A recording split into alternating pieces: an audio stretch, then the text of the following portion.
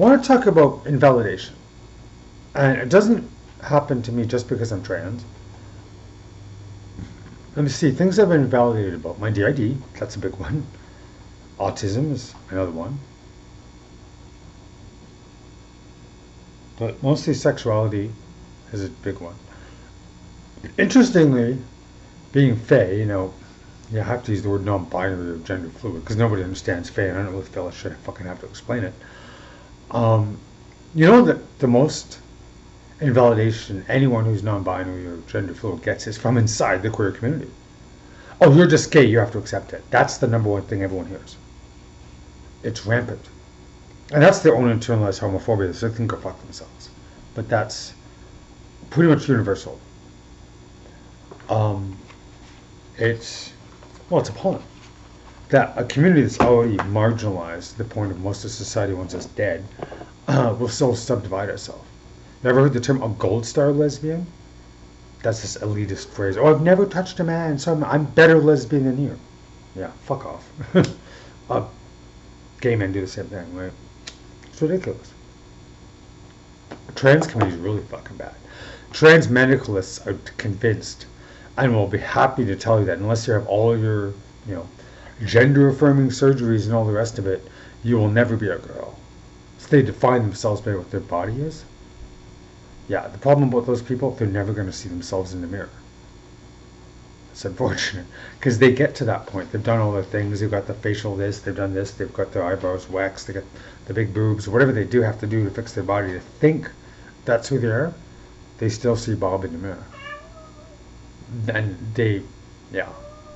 a lot of those people end up killing themselves. It's really unfortunate, because they believed a myth. The person who we are is in here. And if you can accept that, it's not easy. Once you believe that, you don't need anything else. You just don't. You don't need to fulfill anybody else's perceptions of what it means to be you. Because all you're doing is following a recipe. Checking off boxes towards something that's never going to be fulfilled. It's really unfortunate. But invalidation happened. Oh, here's a great one that society kills people about all the time. If a woman is obese and she goes to the ER for some kind of pain, it's because you're fat. That's what they're going to say to her 100% of the time. 2 years later, someone finally does a cancer test of some kind, and it's fucking her body's riddled with cancer. For the last 2 years, every medical professional, it's because you're fat, and then she fucking dies. Here's a fun fact. The only medical condition women have that is taken it all seriously is breast cancer, and I wonder why.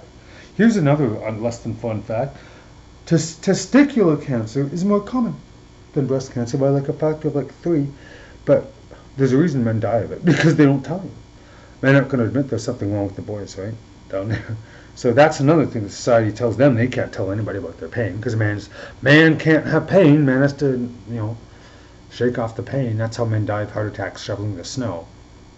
Because they won't, just a bit of indigestion, and one day they're found lying in the snow. These are things society happens all the time. It's frightening. And never mind the whole fact that anyone under the age of 18 is not allowed to express consent or withdraw of consent, or their opinions don't matter. Yeah, that's always fun. It's funny how you ever heard that phrase where okay boomer. I love that phrase. I am a boomer, but I know exactly where it comes from. It's the rage at being invalidated consistently as a child. Adults don't believe anything you say. They don't care about your feelings. And the only thing that matters is you get good grades and go to a part-time job and apply for college. Everything else is strange. Your feelings don't matter. And people wonder, a child completed suicide. You had no idea.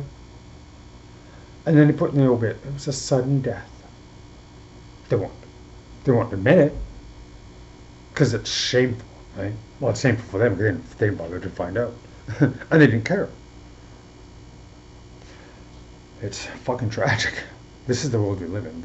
And you want, but I've known this since I was 4. When you're a trauma survivor, you kind of see this shit pretty easily. the hypocrisy of the world around you. And it's a life you're not permitted when you're trans and all the rest of it. You're so separate from the world around you, being autistic and ADHD and DID and everything else. You just watch the world go by, but you become a very good observer of human behavior.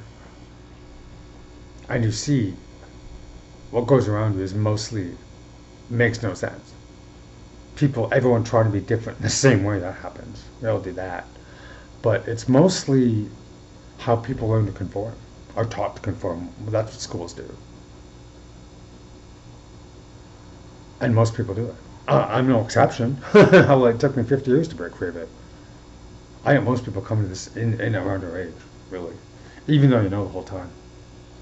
It's interesting when people are empowered. Society really does not like you being empowered, especially women. Society can't comprehend someone who doesn't want to be a good little consumer or materialistic individual. You're like an outlier. But then you find your own community of people who are like-minded, tolerant, understanding, to nurture people's growth and self-discovery. And you find home. And that's where I am. Here, like looking at porn TV. I'm getting paid to be empowered. I'm still astonished by that. I'm not much. It's about $1 a day. That's not very much money. But to someone on assistance, that's a few groceries, right? I think it's fantastic. And I'll tell people this 1,000 times a day. Progress is not linear. We went in the rabbit hole this morning because something happened in our home Discord server.